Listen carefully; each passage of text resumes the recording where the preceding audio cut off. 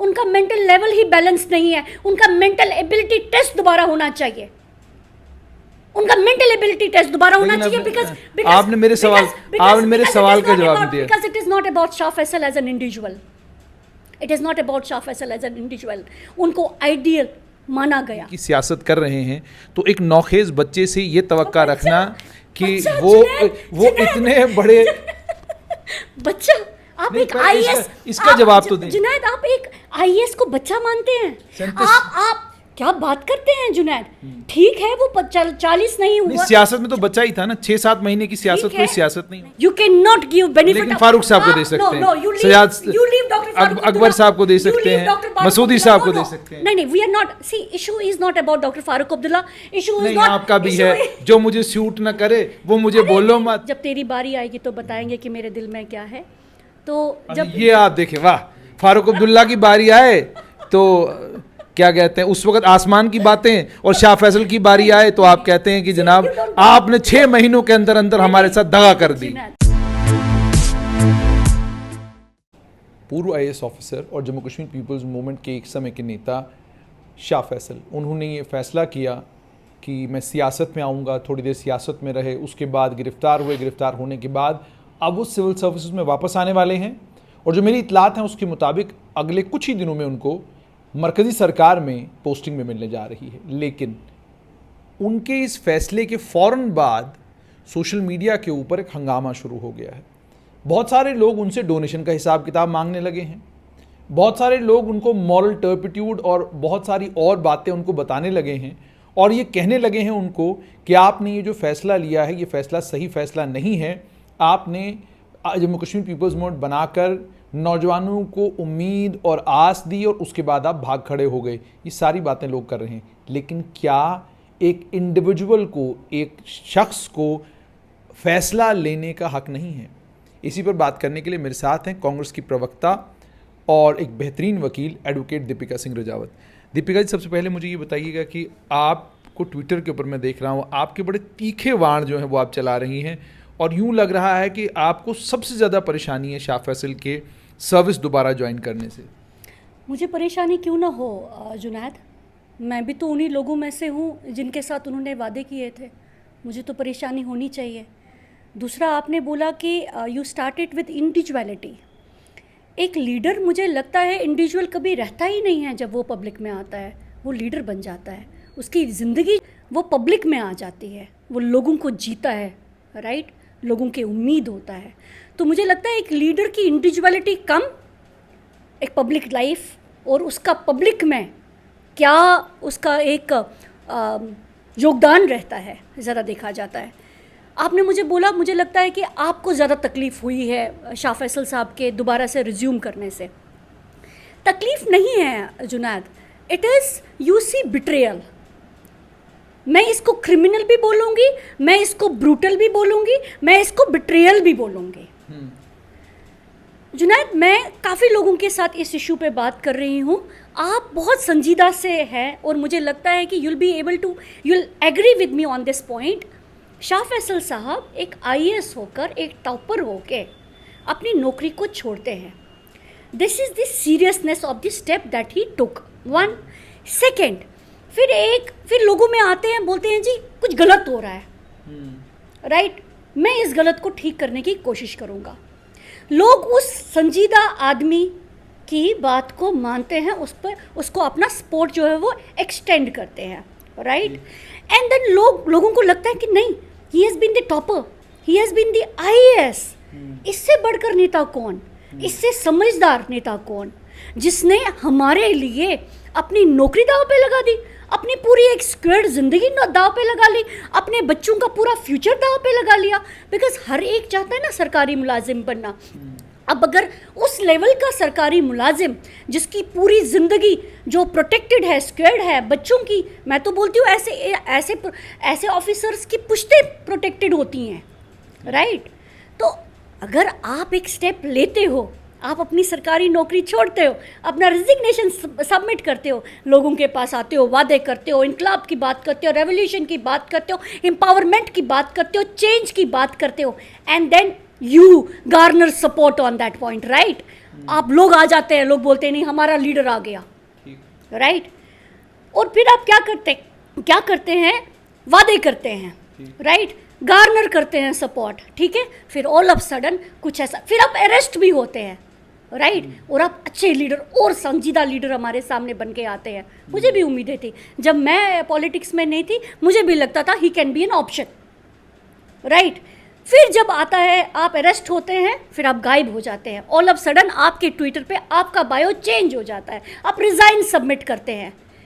जुनैद, सिर्फ एक बात, मेरे को शाह फैसल साहब के साथ ज़ाती दुश्मनी नहीं है। मैं उन लोगों में से हूँ जिन लोगों ने उनकी like we looked up to him, like look we you know expected things from him, right. मैं उन्हीं लोगों में से हूँ। सो एक वो जो तो ना, आप किसी से वादा करो और वो वादा पूरा ना करो, फिर वो जिस इंसान से आप वादा करते हो उस इंसान की क्या हालत होती है। मुझे लगता है इस समय जम्मू कश्मीर के लोगों को एकजुट होकर इसी तरह से बात करनी चाहिए जैसे मैं बात करूंगी, because it would be a lesson for everyone, it would be a wake up call for all the people कि ऐसे लोगों को सीरियसली नहीं लेना है, because ultimately it is about the promises, ultimately it is about the welfare, ultimately it is about the change, right. जैसे आपने कहा चेंज की बात की, एक आईएएस ऑफिसर शाह फैसल थे, मिडिल क्लास घराने से ताल्लुक़ रखते हैं। उसके बाद उनके अब्बा जान जो हैं उनको जो है दहशतगर्द अपनी गोली का निशाना बनाते हैं। सिविल सर्विसेज क्वालिफाई करने के बाद शाह फैसल ने जब सियासत में कदम रखा, उसके बाद जब वो गिरफ़्तार हुए, शाह फैसल 5 अगस्त 2019 के बाद 14 अगस्त को जब वो गिरफ़्तार हुए हैं, एक लंबे वक्त तक वो नौजवान, वो तमाम लोग, वो तमाम सोशल एक्टिविस्ट, वो तमाम जो समाज के ठेकेदार हैं, कोई भी सड़क पर शाह फैसल के लिए न उतरा, न कोई बड़ा हंगामा कहीं, न कोई ये कि कोई बड़ा धरना, न कोई ये कि बड़ा ज़िला एक बंद हो गया पूरे का पूरा कि जनाब शाह फैसल साहब हमारे लीडर जो हैं वो गिरफ़्तार हो गए हैं, उनको छोड़ दीजिए। सब मतलब खामोश रहे, क्योंकि सबको पता था कि 5 अगस्त 2019 के बाद अगर कोई कहीं शोर करेगा तो गिरफ़्तार होगा। तो गिरफ़्तारी के डर से जब सब छुप कर बैठ गए, तो एक आदमी से ये तवक्का रखना कि भाई सारी कुर्बानियाँ तुम्ही ने देनी है, हम कुछ नहीं करेंगे। हमने कुर्बानियाँ कब मांगी? हमने तो कुर्बानियाँ ही नहीं मांगी थी, हमने तो फुलफिलमेंट ऑफ प्रोमिसेस मांगा था। कुर्बानी किस? लेकिन क्या आप ये नहीं मानते, क्या आप ये नहीं मानते कि लोगों की भी एक जिम्मेदारी लीडर के तय होती है? अब आप कहेंगे कि सारी जिम्मेदारियां लीडर की हैं, ऐसा तो नहीं है। देखिए जुनैद, मुझे लगता है कि when you asked me a question, आपने साइमल्टेनियसली क्वेश्चन का आंसर भी दे दिया। देखिए 2018-19 में हम रात को खुले घर में सोए थे, सुबह सरहदों में उठे थे। जब हमारा जम्मू एंड कश्मीर स्टेट से यूटी टर्न हुआ था, जब 370 एबॉलिश हुआ था, मुझे आज भी याद है, हम सोए तो अपनी रियासत में थे, सुबह हम किसी और की टेरिटरी में थे, राइट। तो वो एक आलम था। लोगों की मजबूरियाँ, लोग किसी को इलेक्ट करते हैं ना, because we can't be there, so we elect a person, we have a representative और we have a leader, you be there. पढ़ा है हमने कि इलेक्शन ऑफ रिप्रेजेंटेटिव इसलिए होता है क्योंकि हम सब वहाँ नहीं जा पाते हैं, हम अपना एक इलेक्ट करके वहाँ बिठा देते हैं। तो लोगों ने भी वैसा किया। देखिए अरेस्ट कौन कौन नहीं हुआ, अरेस्ट उस समय कौन कौन नहीं हुआ, राइट। सब अरेस्ट हुए, बट सबने लोगों के साथ वादे तो नहीं ना तोड़े। इस तरह से एक बिट्रियल करना, इस तरह से एक बिट्रियल करना, आज बोलना मेरे आइडियल्स मुझे ले डूबे हैं, तो मुझे लगता है कि ये तमाचा है, ये तमाचा है उन लीडर्स के, उन लोगों के मुंह पे जिन लोगों ने इनको वापस नौकरी में लाया है। मैं बताती हूँ क्यों।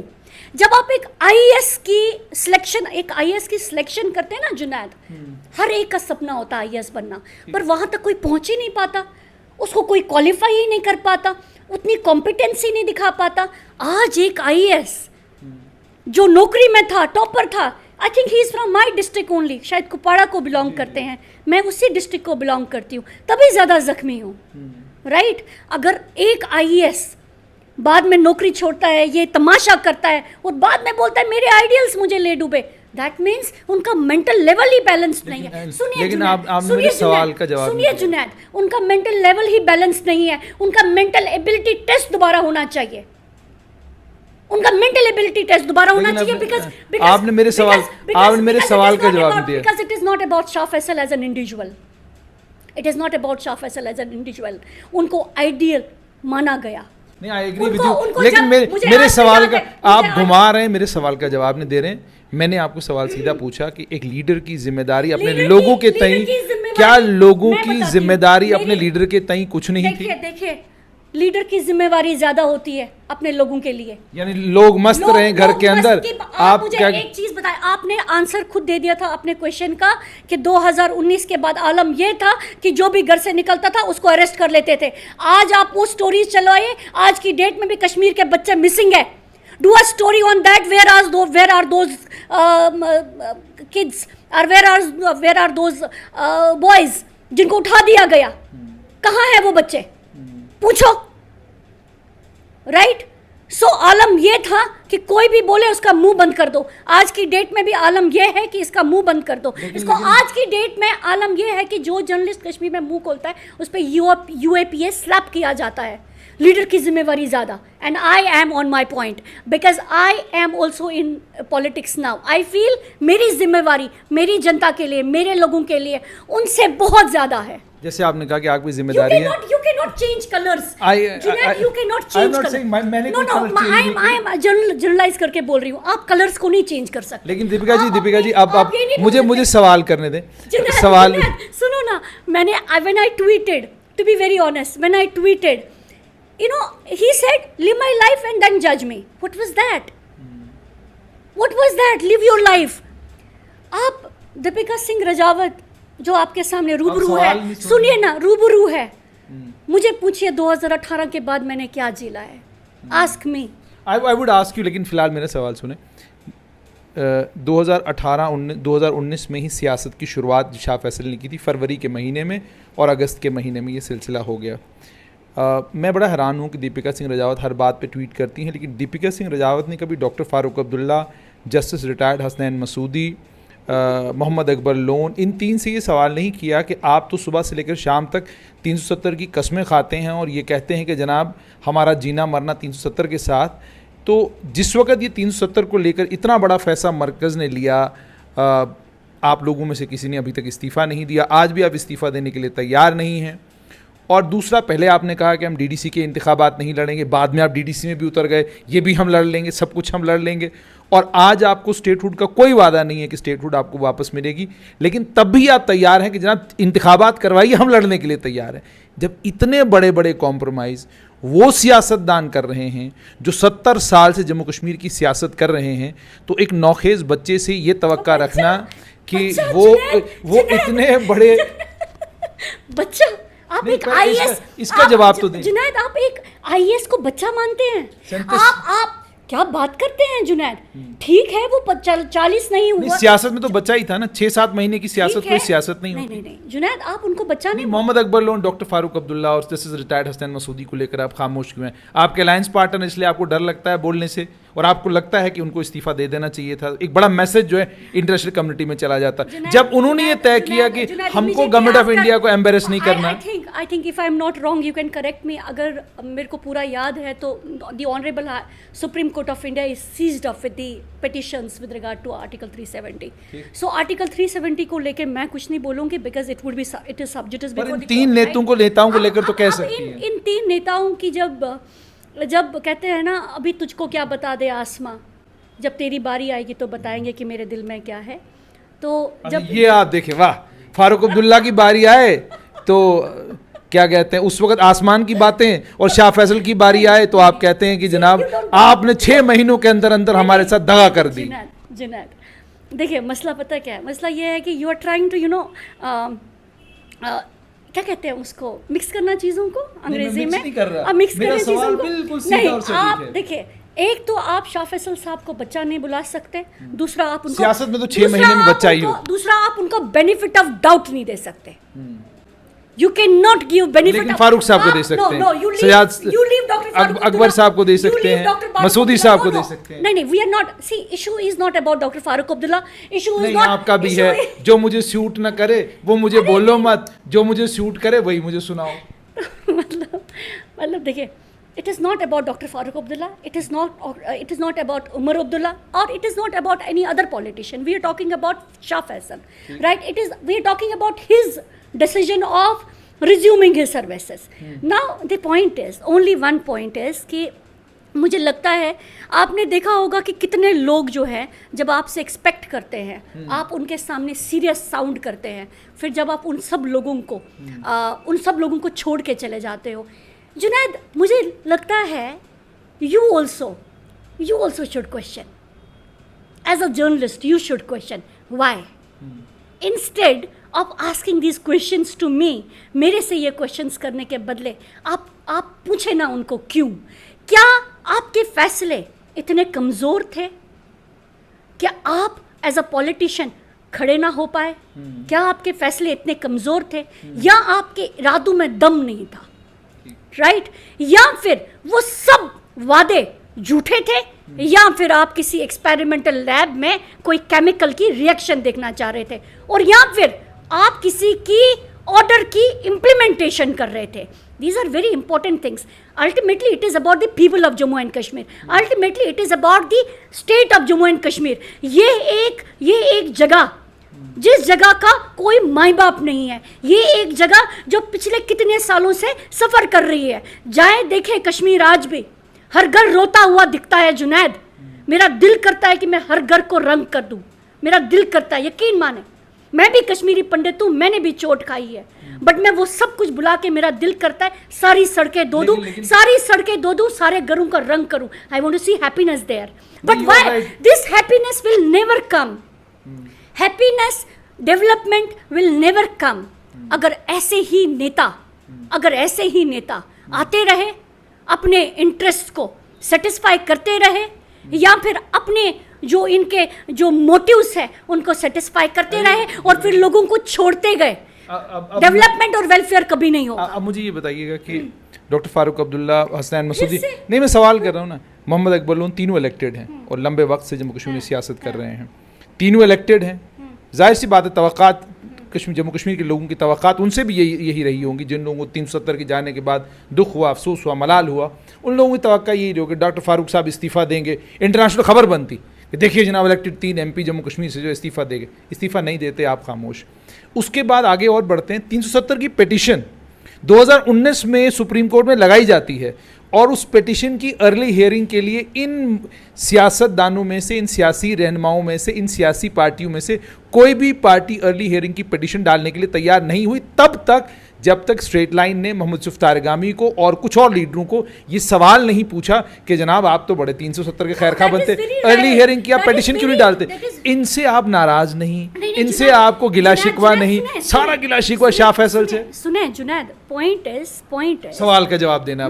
गिला शिकवा क्यों नहीं इनसे? चीजें आपने मुझसे पूछी. 1 कि इन लीडर्स ने इस्तीफा क्यों नहीं दिया. 1 सेकंड आपने पूछा why there was not an application for early hearing, right. See, एक का जवाब तो मैं बिल्कुल नहीं दूंगी, because that matter is sub judice before the honourable supreme court, तो मैं उस पर कमेंट नहीं करूंगी.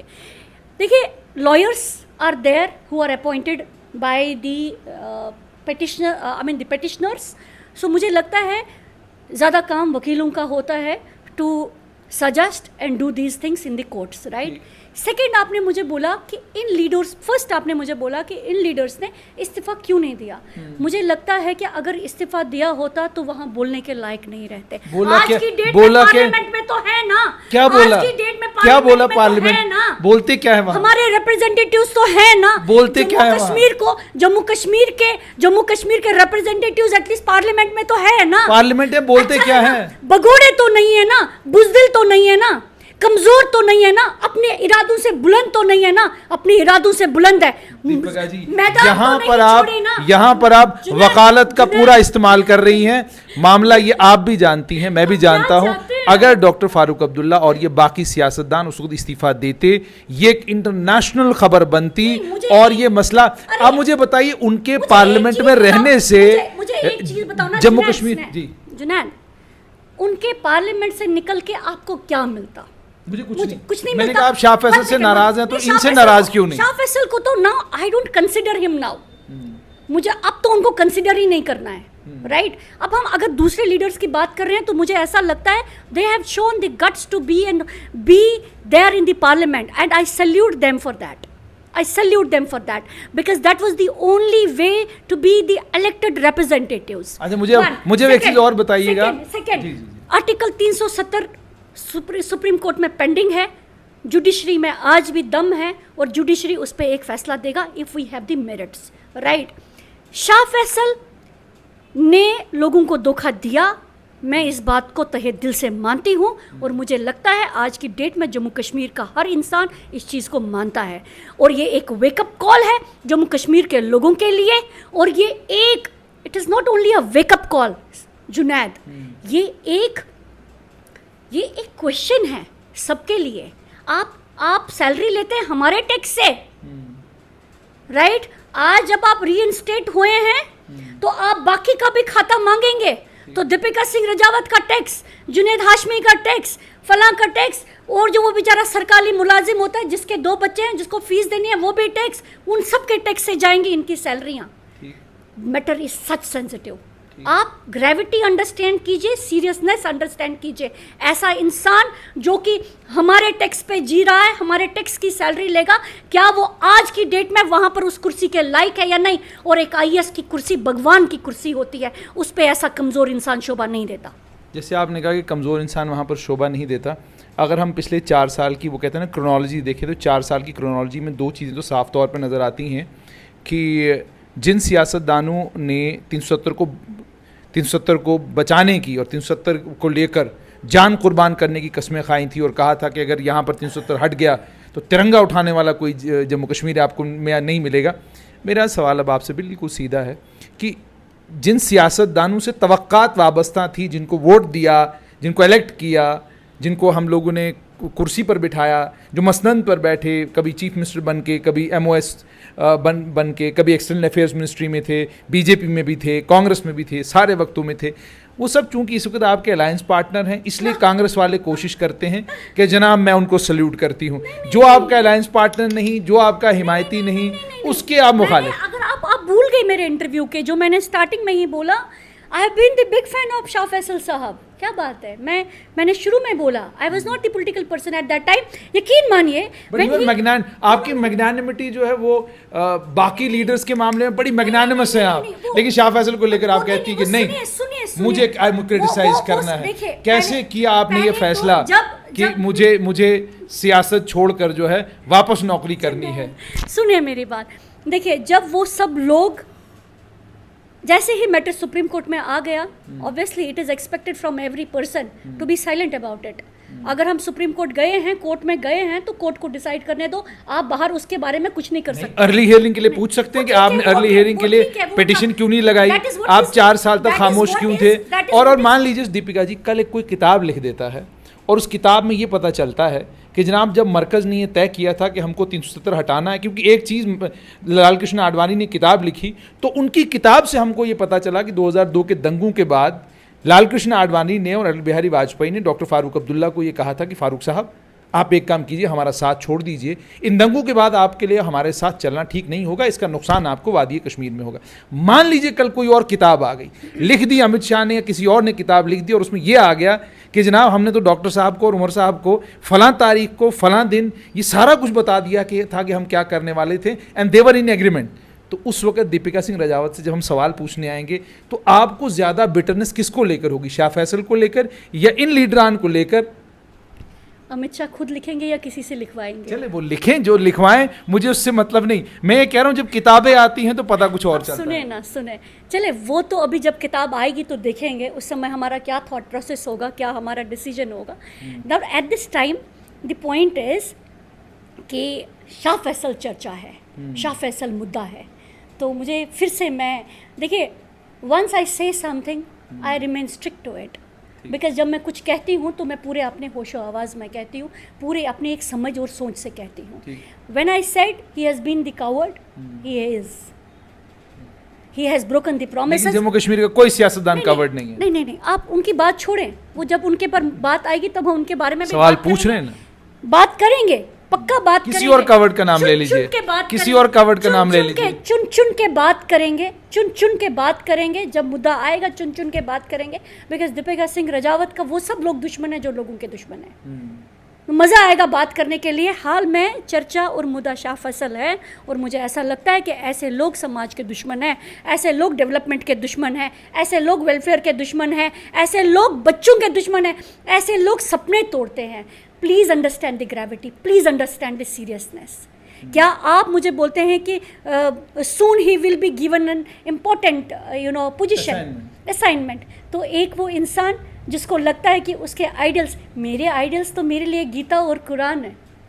मेरे को तो लगता है कि मैं अपने माई आइडल्स गवर्न मी, बिकॉज आपके आइडल्स तो आपकी डिटर्मिनेशन और आपकी कन्विक्शन होती है। आप नौजवान देख रहे हैं कितनी मुबारकबाद उनको दे रहे हैं। देखिए वो क्या- बच्चे जो हैं, मुझे ये बताइएगा, कल अगर आपको सेल्फियां खींचते हुए वो बारामूला, कुपवाड़ा में, Depends. उन सारे इलाकों में फिर मिल गए तो फिर डिपेंड्स। मैं हर एक की सोच को नहीं बदल सकती। This is what is my thought process. This is what is your thought process.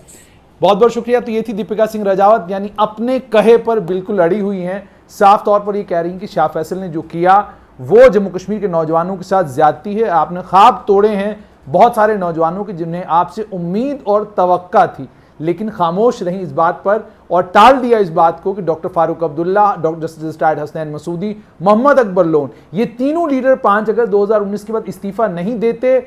In political parties में से कोई पॉलिटिकल पार्टी अर्ली हियरिंग के लिए सुप्रीम कोर्ट में एप्लीकेशन देने के लिए 3 साल तक नहीं गई। कभी कोरोना का बहाना, कभी कोई बहाना, लेकिन वहां पर इनकी अपनी सियासत है। लेकिन शाह फैसल पर इनके हमले लगातार हो रहे हैं और जैसा लग रहा है आगे भी चलते रहेंगे।